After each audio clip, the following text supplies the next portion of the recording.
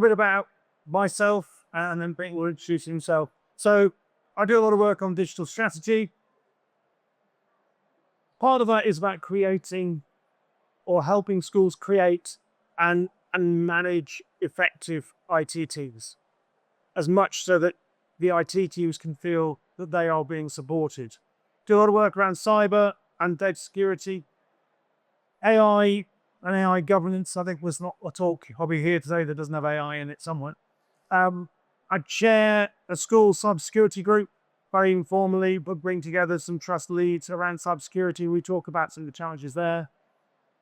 I'm chair of a charity called That's So Good that looks at how AI can be integrated into the curriculum.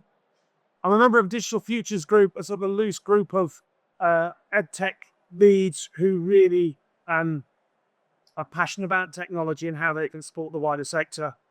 And just for the techies in there, I'm a certified IT or information security manager, just sort of put a little bit of credential against my cybersecurity roles.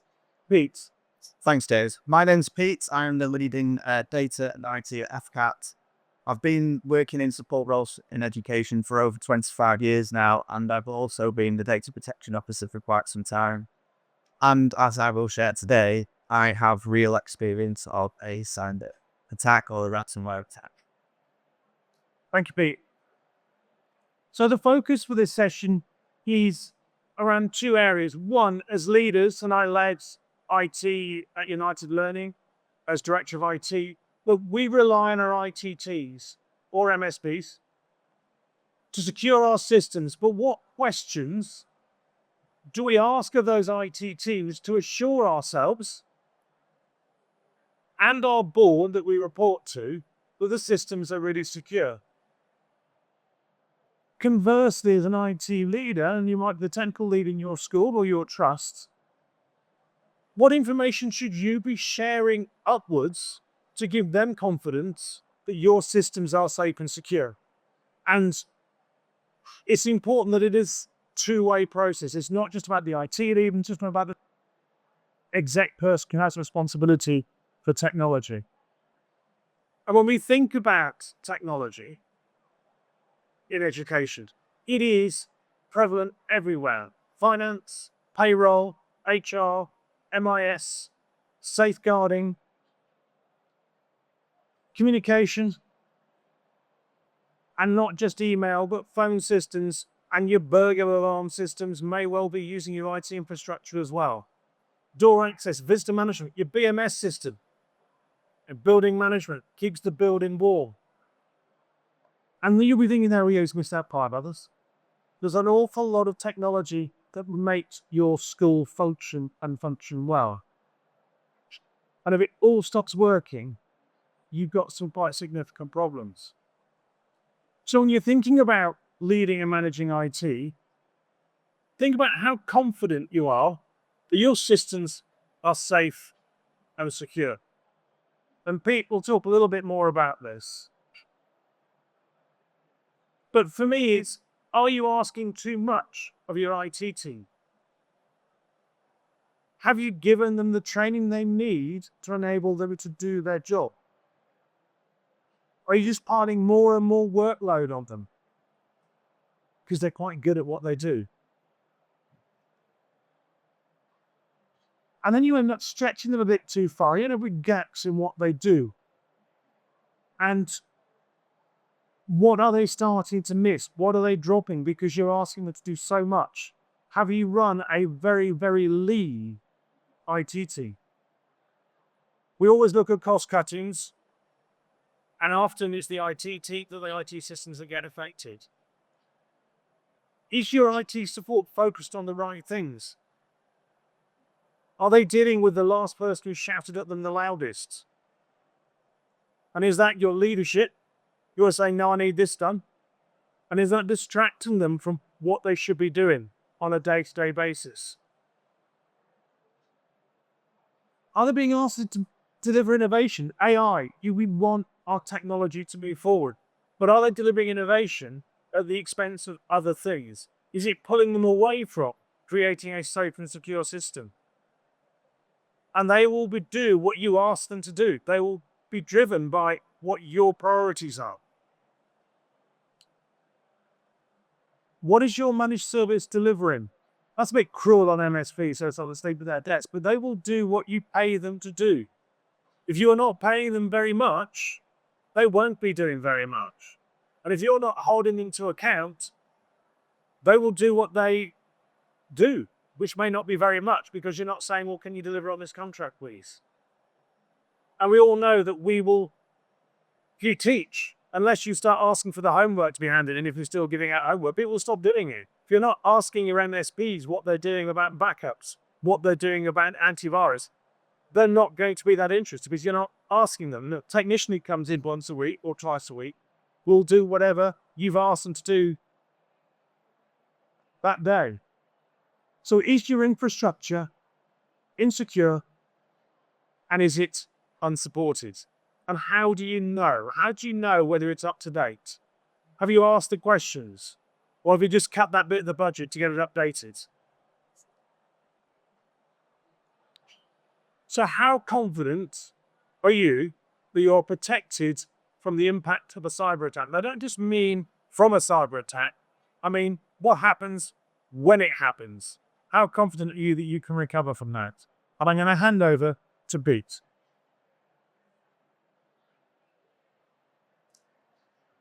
Thank you, James. So I'm going to follow straight on from James's question about confidence and just ask, if you had to rate your school or Matt's ability or your plan or your strategy to respond to a cyber attack or a ransomware attack right now, how would you score yourself on a scale of 1 to 9, with 1 being not very confident and 9 being, no, we're ready, we know what to do, we're very prepared? So let's take you back to Tuesday, the 17th of September, 2024, where we received a chat message in our IT support group chat channel asking about problems with the Wi-Fi. Just any regular Tuesday morning, really. But this was followed up by a phone call from one of our senior technicians who basically said, I think this could be a virus or ransomware. And then this chat message appeared, followed by this photo of the one of the main servers or main hosts in our school. This is a splash screen message, from a ransomware attack. And these are photos of the other servers around our trust. So what happened to us was pretty simple. So malicious actors exploited vulnerabilities in our network. They deployed ransomware, which basically destroyed our entire network, including all of our backups. And over 2 terabytes of data was exfiltrated. So thinking about your current response plans and any kind of cover arrangements that you've got in place at the moment, how quickly could you or would you engage the services of a cyber incident response team to help you through that attack? So just going to talk about some of the challenges and areas of impact that we experience. So to begin with, we had to class everything as literally all systems red. Anything connected to our network had to be considered as compromised. This meant every single server and every single Windows device had to be rebuilt and reimaged. And we had to work on the assumption that anything that was on-prem was gone. So day-to-day impact. James touched on these services earlier, but we've got our catering systems rely on the network, all of the facilities management systems you've got, and your phone lines. So one of the actions we took really early was to get all of our phone lines rediverted to mobile phones. And in terms of the catering, you've got to feed the children and staff. So we'd had to give away food for free whilst we were going through our recovery process. So just think, how would you manage if these systems go offline in your schools? Then there's also what I've classed here as like the unseen work and the unseen challenges. The IT techs that are listening to this will understand this side of it. But reconfiguring and rebuilding a firewall is extremely time consuming. The challenges of managing all of the third-party services and providers that we've got, coordinating them, is incredibly difficult. And then, of course, we've got a personal data breach to deal with. All of that just all piles up and compounds. So again, how do you manage when all behind the scenes systems are gone as well? Now we've got teaching and learning impacts. just read through the scenario that we've got below. What do you think the impact was on pupil progress as we were trying to recover from a cyber attack? What I want to highlight here is that we had to operate using 4G dongles and mobile phone hotspots, and that Year 11s lost coursework that we couldn't get back. So the impact on their outcomes is quite significant. Then there's also the human challenges. Just managing all these different expectations and all these competing priorities is really challenging. And then there's just stress as well. Stress of working with the limited resources, but that stress and that impact is on everybody. But the IT and support staff really feel it. Now, we did have some systems that were cloud-based, and these really saved the day. Lots of files were secure because we're in Google Drive. We had cloud-based NIS, so we could continue to take registers and access contact details. And thankfully, we had cloud-based finance and payroll. So if you suffered a cyber attack that took down your network, could you still contact parents, access safeguarding systems, and pay your staff in the days and the weeks following a cyber attack? And if you were a victim of a cyber attack, how would you, your school, or your MAP prioritize the restoration for critical services? And then how would you manage stakeholder expectations? So for us, how long did it take to recover? We originally agreed an 8 to 10 week period that we would rebuild and should be back to operating. And it felt like by October half term, things were a bit more positive.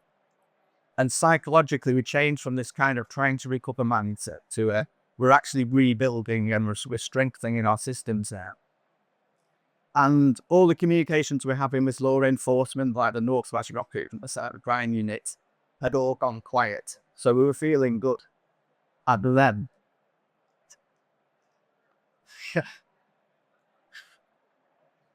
we got alerted by the police that our data was now available for on an auction on a dark web with a starting price of 20 Bitcoins, which at that point in time was just over £1 million. So that was fun. So we have recovered and we're back, but we calculated the cost of our ransomware attack to be over £1 billion. And what have we done since? So since the attack, we've done lots, but the highlights are we've enforced multi-factor authentication in our Google Workspace. We now have firewalls at local level in every school. We've significantly improved our backup solutions, and all users now default to a kind of cloud first for their file storage systems, and we've removed all remote access. Where we do need to facilitate remote access through tools like TeamViewer, we use our new firewall systems to put in place scheduled firewall policies, so access is really hooked out to a tiny window of when it's needed, and then it turns itself off automatically. So we've also changed our mindset as well. So we're not thinking about if the cyber attack happens, we're thinking about when it happens, how prepared are we? And we're trying to really minimize the impact of when it happens again. So don't focus on trying to prevent it. Think about when it happens, how do we contain it and minimize the impact? So my most important piece of advice is you should be able to put a name against these 6 questions. You need to be actively checking, monitoring, and penetration testing your firewalls, and also training staff. Staff are the most important because they're your biggest risk, but they're also your first line of defense. Really focus on phishing attacks and password security. Now, I want to quickly cover RPA.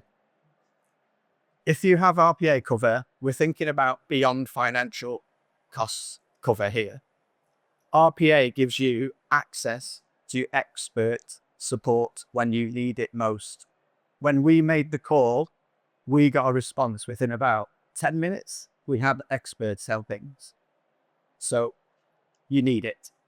But to be covered by the RPA, there are 4 criteria that you must meet.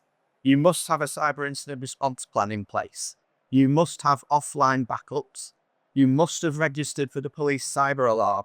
And all of your staff who have access to your IT systems must have completed the NCSC cyber training for school staff, you need to check who in your organization can give you that reassurance that you meet these requirements, because if you need to, you will be asked to prove it, and you will need to provide evidence that you meet the requirements, or else you might find that you're not covered.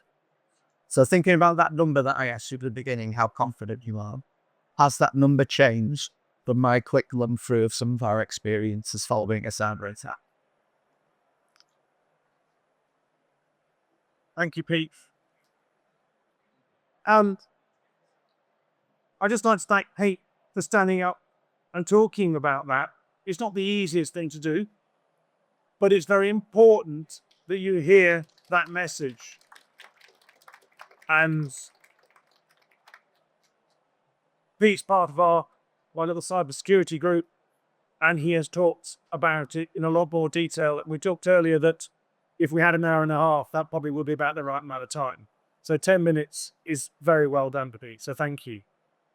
So what about reducing the impact? And Pete talked about when, not if. And so it is about reducing that impact. What can you put in place to make sure that when it does happen, you can recover? And at a leadership level, is cybersecurity just a single line on your risk register? And how is it quantified? How are you measuring what that risk is?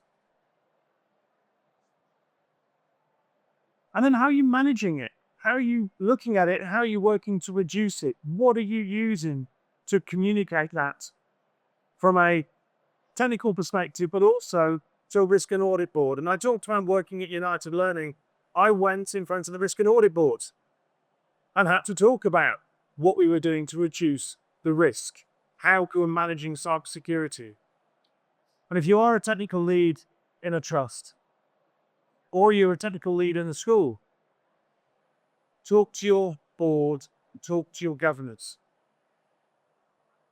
Are you reducing the likelihood of a successful attack because you're putting things in place to manage that? But equally, are you limiting the impact of an attack when it does happen? Or, and I see this all too often, you have no real idea beyond some assurance you're getting that everything is okay. Do you have anything concrete? And I go into schools and I look at their systems, and a lot of it is rather unsubstantiated. So being better informed, I've got two sides to this. One of it is the technology oversight. This is a leader who oversees technology in your school or in your trust. What questions are you actually asking your IT technical lead? What strategy do you have for ensuring systems are secure? It's not technical. This is you as a leader. What are you putting in place? Is IT embedded in the school trust strategy? And have you tested your cyber response? You have one. You've written it for the RPA, but you've never actually looked at it beyond, put all the names in there. We haven't tested it. You need to test it. Then you'll find out what doesn't work. What information, so this is from the IT leaders' perspective. So what information are you giving your boss about how secure your systems are, what the risks are? And are you communicating that to them? How do you measure system security as an IT manager? And then what are you telling your boss about it? How do you speak to the board, or do you report on that risk and audit board? And finally, have you tested your RPA response plan? There's some really interesting numbers you see in that will get emailed back within 4 hours. Yeah, but you've locked everything down. You've restricted access to your tenancy because you're not sure what's being compromised. That's not going to be fixed in 4 hours. So does it actually make sense? And have you thought about how you're going to manage it? And does IT, a technical lead, have a regular conversation with their line manager? Because it takes time and it takes engagement. And if you're technical, how many of your boss bosses who you report to were the last one to sit down when they were handing out the roles and responsibilities? Do they really like managing IT? And that's what you need. You need someone who is engaged. Because at the end of the day, they're the one who support you at board level. So managing risk and the fundamentals. Are we RBA compliant? If you're not, get it sorted. It's not hard to do, but it requires a little bit of effort. Are all staff using MFA for all core systems? That's not just your IT system, it's your MIS, it's your finance, everything. Are all devices supported and patched? And how do you know? Are all software applications supported and patched? How many of you are running an aging piece of software that's no longer supported, but it must be used in geography or history? Shouldn't be there. It's a vulnerability. It's how you will get breached. Are all devices running endpoint security? And is this really about how do you know? And for IT techies, is have you cleaned up your Active Directory in the last few years and got rid of all the garbage that shouldn't be in there anymore? And are you ensuring that those devices that have endpoint protection are actually being updated? Standards and frameworks. This is how you can start to benchmark yourself. I was involved in writing some of these standards, so I'm quite passionate about them. But let's look at the DfE's digital governance standard. Assign a senior leadership team member. They are the responsible ones. If you're a technical lead, do you want to be passing out all your concerns to your boss? Because when something goes wrong, you want them to carry the can along with you, not for you to be left holding it. If you are saying, we're not secure, we can't patch, we're running old versions of Windows, you want them to know about it and you to be passing the responsibility to them that that's why you haven't updated your systems. You're not patching regularly, then they need to know. And they can then support you work out why. Keep ASSEC registers, we all love those, don't we? They need to be kept up to date. That tells you what you've got on premise. Your disaster recovery and business continuity plans should have technology in them. Often they talk about power, water, floods, disease. You're not often a technical failure. And have a digital technology strategy that's embedded in your whole trust strategy. Cybersecurity, another standard. These are the ones that are expected to meet fairly soon, 2030. Conduct a cyber risk assessment annually and review it every term. Don't just bury it. It's a conversation you should be having with your leadership on a regular basis. Create a cyber assessment awareness plan. Do you work with your staff and your students? Thank you. Secure technology and data with anti-malware and firewalls. Control and secure user access and privileges. How many of you get rid of your users as soon as they leave? How many of you got staff still who've got live accounts? And have a data backup plan that's tested. IT support, this is both for MSPs and for your teams. But do review your IT support at least once a year if you're working with an MSP. Ideally, you're doing it on a regular basis with your team leads. And ensure IT actively maintains and improves technology in line with your that's that word strategy again. If you haven't got a technology strategy, you're going to have a few problems because you should hang everything off it. Cyber essentials, we all try and achieve cyber essentials. It's really hard. Really hard. But it is something to aim for. It does require a lot of work. It does help you get all your ducks in a row.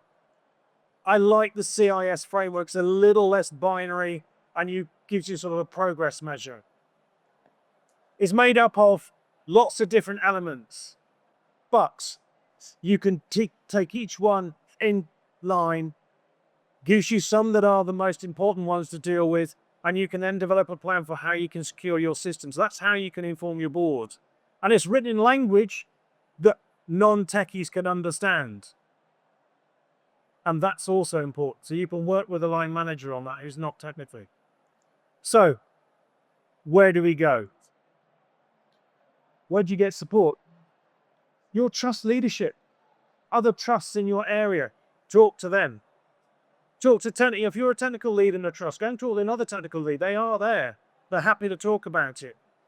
From people like the ANME who've got a stand in, but also the DFE, the NCSC, professional bodies, consultants.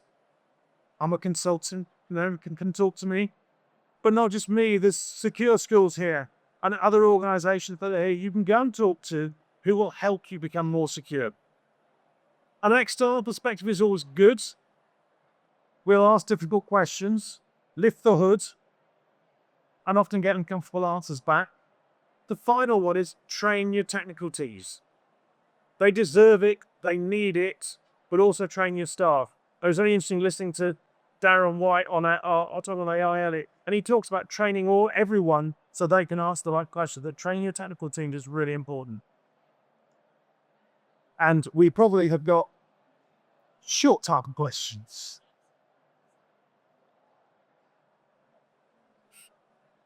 So everybody, have a moment, short one, for a snappy question. And if you need to ask what's questions. You have the mic as well. And just so you're aware, I put some resources on my website that will be there by this evening. But if you scan the QR code, there's a very brief resources that you can use. So maybe as a leader, asking your technical team, but also as a technical team, what you might want to be reporting to your bosses. Thank you. Questions in my head. And in further education, cyber centres, there's those issues. You think that or something similar should apply to all education? I think the DFE's digital standards are the starting point. I do think that something like Cyber Essentials should be mandated. It is just really hard to get the MFA piece when you have got students in there who can't use it. They talk about zero trust, and there will be people here who go, yeah, we can get zero trust. But for a lot of technical teams, zero trust is not something they can achieve easily. And it's part of it's about how do we train, how do we support technical teams to get there. Which is why I like CIS, is it is slightly less binary, you can work in progress it. Thank you for asking my question. What was? And Pete and I will be around the back a bit later. What is the culture of your community? How did that change? What was it before and then what was it? So our staff or our users became much more compliant when we tried to enforce stricter security policies. We delayed rolling out MFA or two-factor authentication because we thought we would get so much resistance to it. After the attack, when we turned it on, less than 1% of our users didn't engage positively with it.